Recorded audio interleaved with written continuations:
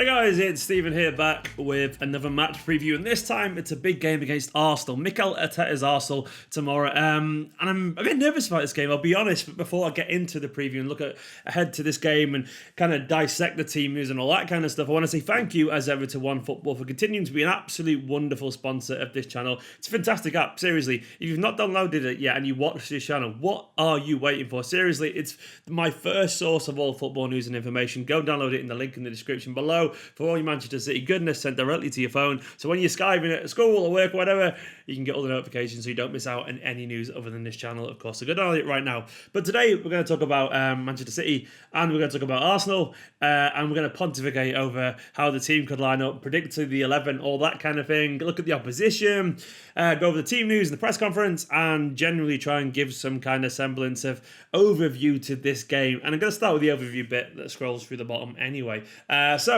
Overview. Right, basically, we're all a bit disappointed at the moment, aren't we? Now, the context of this game comes off the back of a pretty dour and very dismal performance against Manchester United, which we're all happy to see the back of. Hopefully, though, onto bigger and better things, because that game was really that bad. It really was so bad that it warrants a reaction. You know, some games are so poor that the players have to come out and go, we'll be better next time. That was this kind of game. Bernardo rightfully slagged off their own performance, and we do have to do better against Arsenal because of that. I know we've got like half an eye on Burnley in the Madrid game as well, but this could actually be like the last game in front of an audience. You never know. Coronavirus is cancelling football up and down across the world, I guess, across Europe at the moment, and who knows, this could be the last game that's played at the Etihad. Maybe Burnley, Madrid could go ahead, but I would not be surprised if the country starts seeing mass kind of closures or games played behind closed doors. So this could be our last chance to see City in person this season. I think we have to make the most of it now. Guardiola was talking about that as well. He said, without people, I would prefer not to play. Definitely, if it's one or two games, I can understand. But we play for the people. If the people cannot be there, it makes no sense. And I kind of get that as well, largely. I understand why the players would not want to be put at risk too, which is a weird one. I don't get why the idea of, the players will be fine, as if they don't matter, as if they can't transmit these things as well. And all the operations team that would have to be at the ground as well to oversee the game going on. Personally, I don't really get that. Even though it'd be weird from my channel for football to stop, and I'd be terrified because I'd have no content and head exploded. I understand the concerns there, and behind the closed doors things could happen. So the game has kind of been gripped by that. I won't say fever, that's the wrong word to use at the moment. It's been kind of gripped by that frenzy around the whole thing, and obviously the disappointing defeat United. So this one is a big chance for City to get back on track, and it could be a big game, because it could be, dare I say it, maybe David Silva's last home game. It could be. You just never know. But onto the team news. Guardiola talked a lot about the players today and the injuries in particular. He said Laporte and Kevin De Bruyne are in training over the last 2 days. Doesn't know, they'll play tomorrow. I think Laporte's a bit of a while off, but De Bruyne apparently is back in training. He's had that minor shoulder injury, and fingers crossed Kevin De Bruyne can play, because obviously he's huge and he's always good against Arsenal. That would be a massive boost for us, but I'm not going to get my hopes up on that front, and you probably shouldn't either. Likewise, he talked about Leroy Sane. He went into detail, actually. He said he's getting better, he's training, he's not injured. He's training with us. The issues are a lack of rhythm, the tempo. We're going to decide when he can play, but he was ready weeks ago. So that's interesting, isn't it? He's ready to play football, but not ready, if that makes sense. He's ready because he can actually kick a ball around and run, but they're not really sure that he's up to scratch yet. And that's probably understandable. Also, you've got to consider there are still rumours around his future. There were some suggestions from certain Sky Sports journalists today that he still wants to leave and he's not happy with the pace of negotiations with clubs and all that kind of stuff. And I don't know. It's weird one with Leroy Sane. Now, naturally, Leroy Sane against Arsenal would be a big boost, but even then, he's just not going to be involved. Don't get your hopes up. I said end of March, and I still predicting it will be the end of March, because the nature of his injury, the nature of how he recovers, it's all very different from player to player, and I'm not expecting to see him anytime soon. So let's get onto the lineup anyway. Recently, it's been absolutely nigh on impossible to predict the lineup. I have no idea what's going to be here again, but I'm going to give it a go. I've got to say as well, what I predict is not what I want. Some people in the comments seem to get very confused by that and decide I hate Mahrez or decide I hate someone if I don't pick them in this team. But that's not how it works. I'm trying to read Guardiola's impossible mind, which is Very difficult. I must add that. It's very difficult. You make it very hard for us, Pep, which is probably the point, actually, come to think of it. But yeah, I'll start. Ederson, I know he had that mistake, but Guardiola backed him. He said he's an extraordinary keeper. You and me cannot make mistakes, but the players can make mistakes, whatever that means. But yeah, he's right. Ederson's fantastic. He made a mistake or two, and that'll be the end of it. He'll be in this team, and rightfully so. I'm expecting a changed defence. I'm expecting Mendy to come back in and Kyle Walker to come back in. Zinchenko had a mare the other day. Cancelo was decent. He was pretty good. But Walker's reliable in this kind of game, especially given their pacey wingers. No Laporte, unfortunately, so in defence. Do you know what I would love Garcia, but it ain't going to happen. Garcia alongside Fernandinho would be great, but it ain't going to happen. Stones, we don't know where he is. Stones, he was out the other day. I don't think he'll play. I think it'll be Fernandinho and Otamendi, and hopefully Otamendi is a bit better with Mendy alongside him. I'd rather see though Fernandinho a little bit closer to Mendy maybe.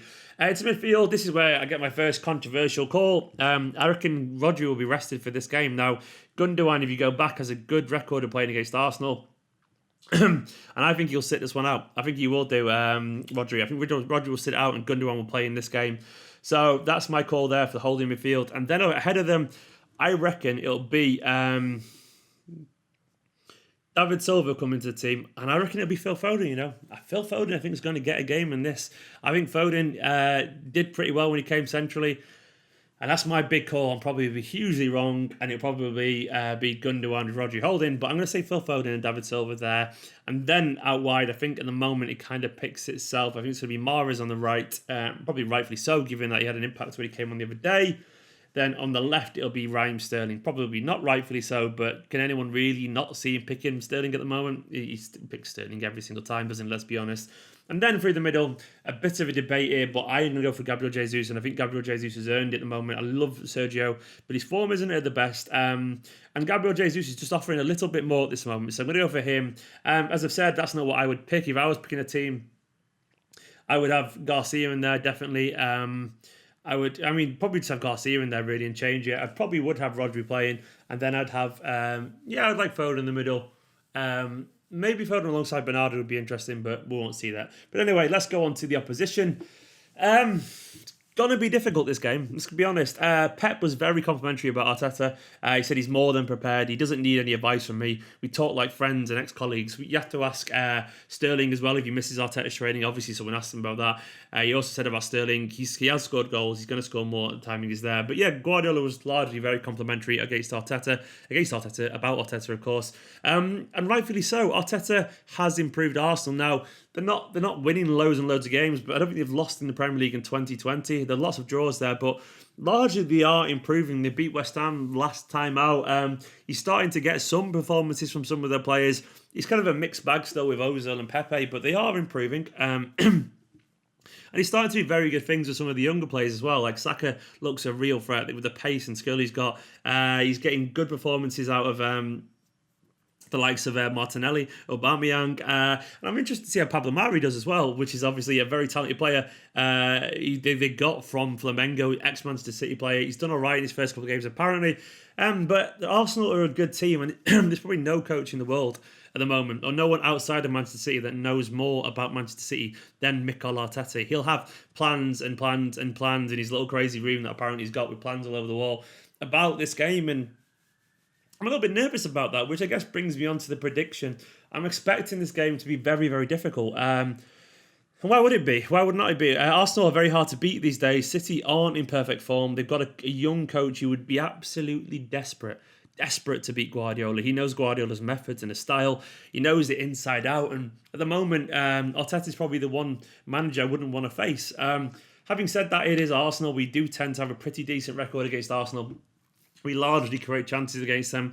But if we play like we did the other day against United, we probably won't do. Now, I'm hoping psychologically the players want to restore a bit of pride, because I think we got to the point now where they're actually playing for their place in the Real Madrid game. And obviously that's the kind of game that matters. And psychologically, it's very hard to get up for games that don't really fundamentally matter. And I guess the Premier League at the moment is a bit of a lost cause. So the motivation levels are pretty low. But the motivation for them should be that they're actually playing for their place in the Real Madrid game. And I think the players hopefully will know this. And also that they'll probably want a reaction. Now, I know Guardiola is usually very kind of positive after a match. Even if we lose, like, oh, the players are good. I guarantee you, he doesn't really think that. That's a front for the public and front for the press conferences. He would have been very pissed off against United after United performance. I guarantee you would have been kind of ripping him to pieces afterwards. So you want a reaction. So I'm expecting we will get one. Having said that, I can't see us winning this game. I'm going to say 2-2. I mean, we will score, but I think Arsenal will score too. I'm going for a draw on this one. But having said that, we could also win. You never know. But I'm going to go for a draw in this one. I think it's probably a fair shout. Let me know if you think that's fair as well. Let me know in the comments and all that kind of stuff. And also, recently I thought about the idea of doing fan cams.